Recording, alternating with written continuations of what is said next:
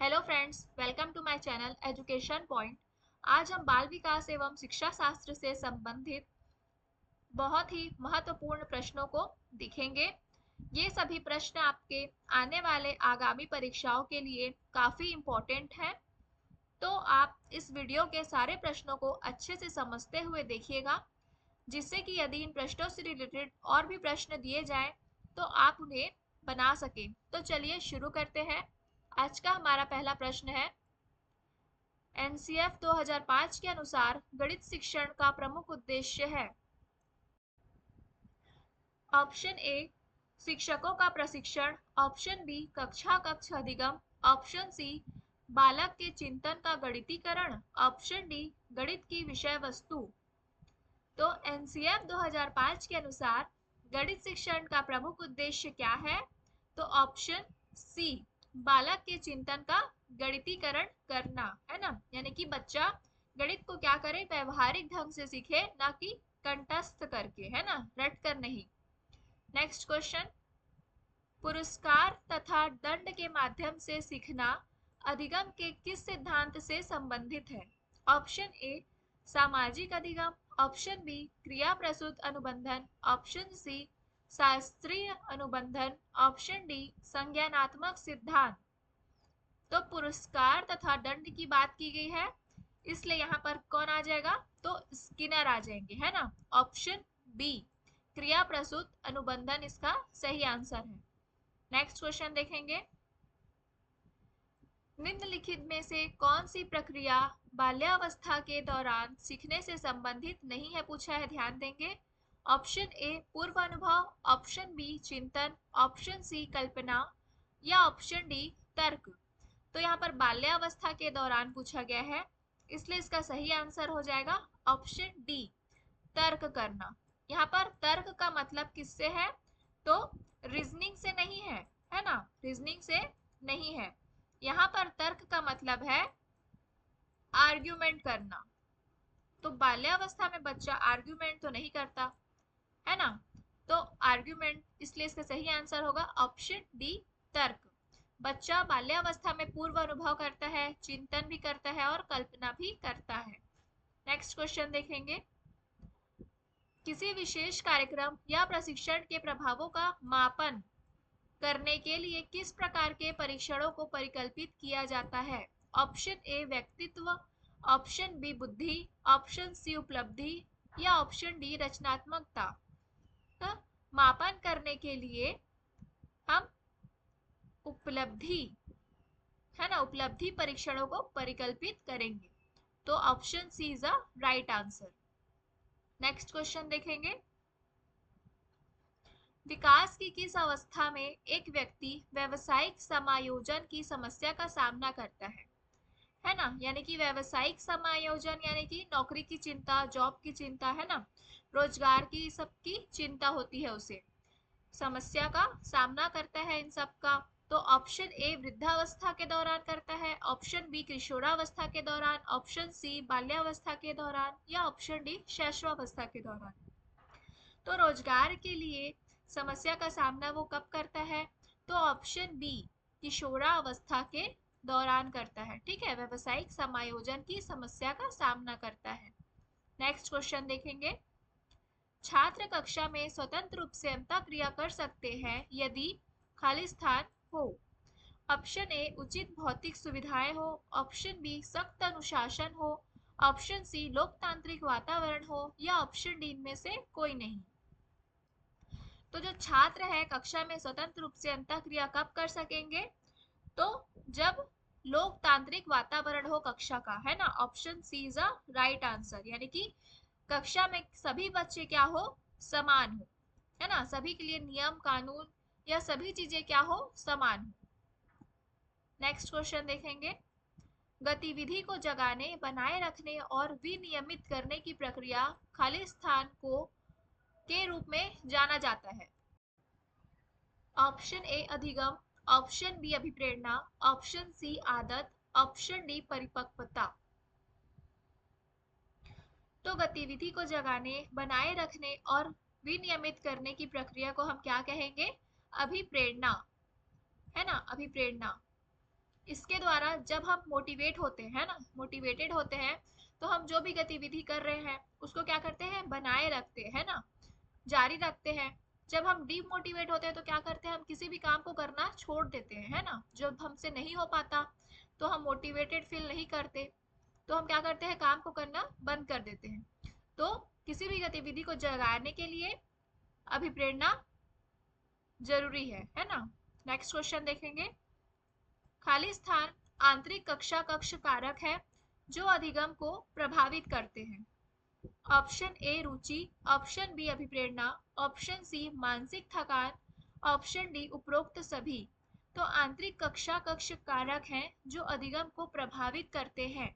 तो अधिगम को कौन कौन प्रभावित करेगा, तो ऑप्शन डी, ये सभी अधिगम को प्रभावित करेंगे।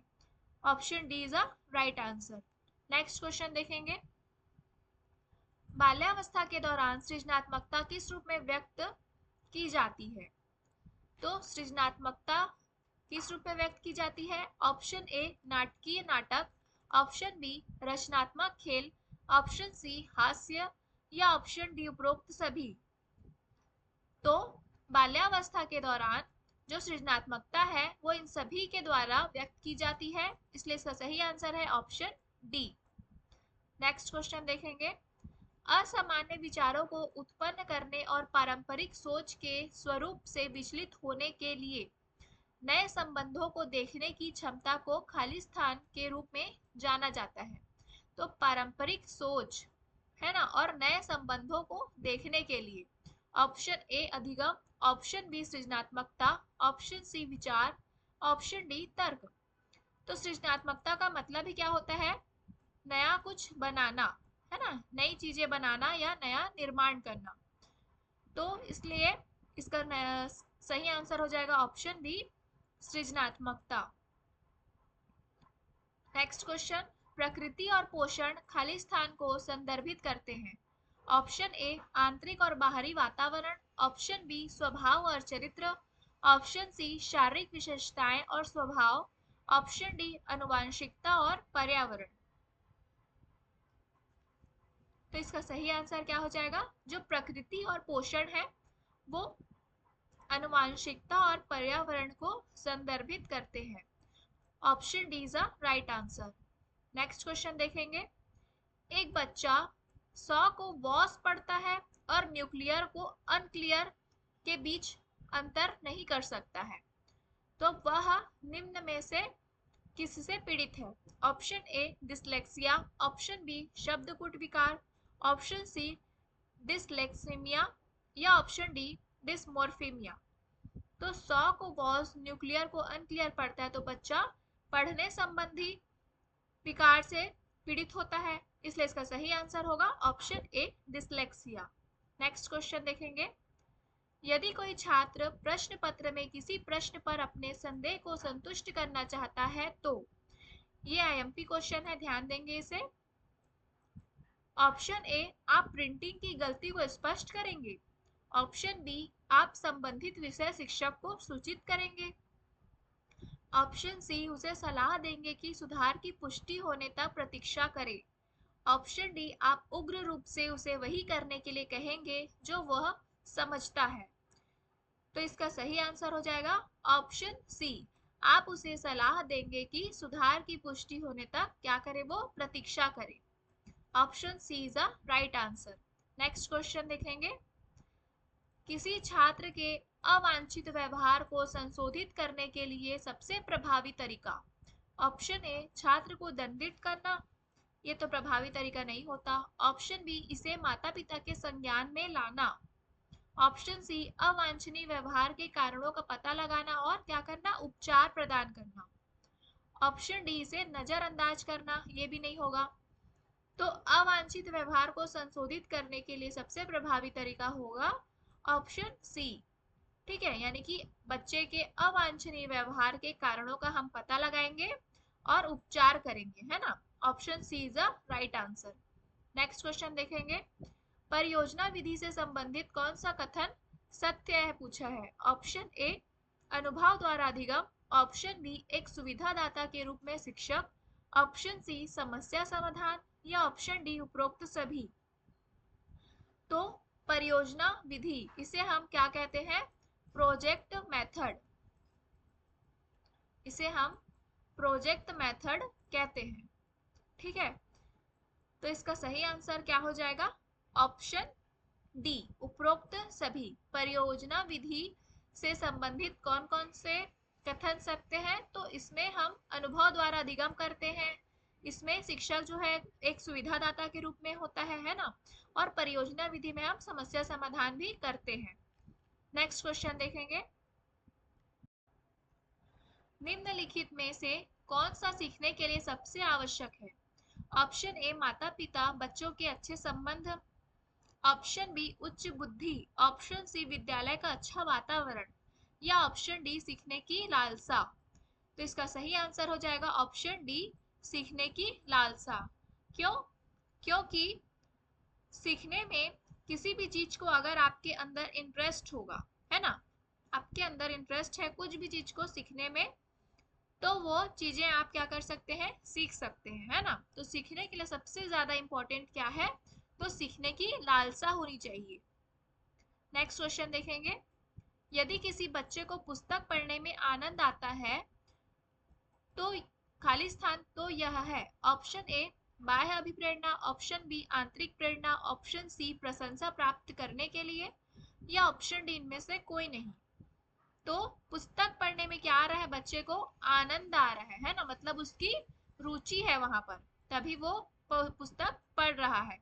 तो इसका सही आंसर हो जाएगा ऑप्शन बी, मतलब उसके अंदर आंतरिक अभिप्रेरणा है। नेक्स्ट क्वेश्चन देखेंगे। एक शिक्षक 7वीं कक्षा के कार्य को एकत्र करता है और पढ़ता है, फिर छात्र की जरूरत को पूरा करने के लिए अगले पाठ की योजना बनाते हैं और उसे समायोजित करता है, वह खाली स्थान कर रहा है। ऑप्शन ए, अधिगम का आकलन। यानी कि अधिगम का आकलन मतलब हो जाएगा SA, यानी कि योगात्मक आकलन या सम्मेटिव आकलन। ऑप्शन बी, अधिगम के रूप में आकलन, यानी कि सेल्फ असेसमेंट कर रहा है। अधिगम के रूप में आकलन यानी कि सेल्फ असेसमेंट। ठीक। ऑप्शन सी, अधिगम के लिए आकलन, यानी कि FA। इसे हम FA कहते हैं। इसे रचनात्मक आकलन भी कहते हैं, जो कि शिक्षण के दौरान होता है। या ऑप्शन डी, अधिगम पर आकलन। तो इसका सही आंसर हो जाएगा ऑप्शन सी, अधिगम के लिए आकलन।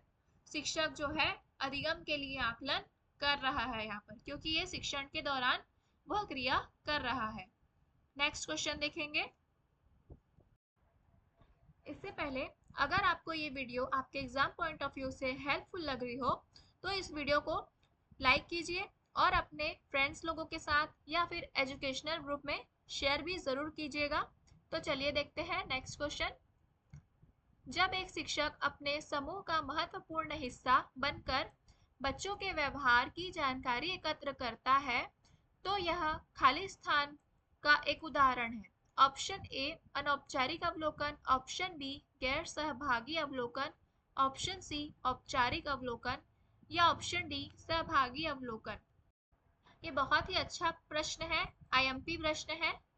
ठीक है, तो इसका सही आंसर क्या होगा? ऑप्शन डी, सहभागी अवलोकन।